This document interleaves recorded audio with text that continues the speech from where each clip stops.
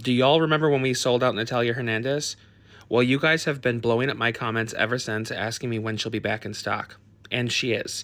So if you're one of those people who have been asking over and over again when you can grab copies of her book, the answer is right now.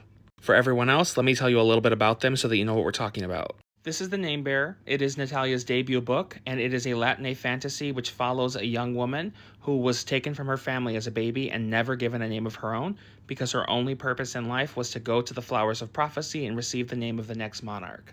Only on the day of the prince's birth, when she goes to the Flowers of Prophecy, she is told that he is not going to be the next king, and in fact there is another boy that the Name Bearer must find and help crown king in order to save the kingdom. So having failed in her only task in life, the Name Bearer is forced to flee the castle and to train in secret to prepare for her mission. The Follower of Flowers is the direct sequel to The Name Bearer, and it follows that same young woman as she is learning to find who she is as a person, but also as she searches for the promised prince. This book helps us to move beyond just her story and to really delve into the actual political makeup of her nation and the nations that are at war with her home.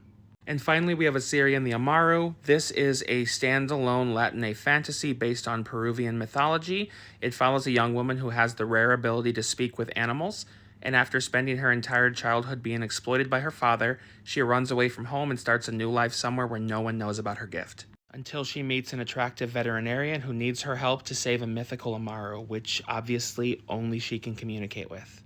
Unlike the Name Bearer and Follower of Flowers, which are a little bit heavier and high stakes, this story is sweet and fluffy and cozy. It has a little bit of spice to it, but overall it is just a really good time. And like I said, you guys have been asking, and Natalia is back in stock, so I will go ahead and post links for you. If you want copies of the books, go ahead and grab them, and then come back and tell me what you thought of them, because I love to talk about these books. Happy reading!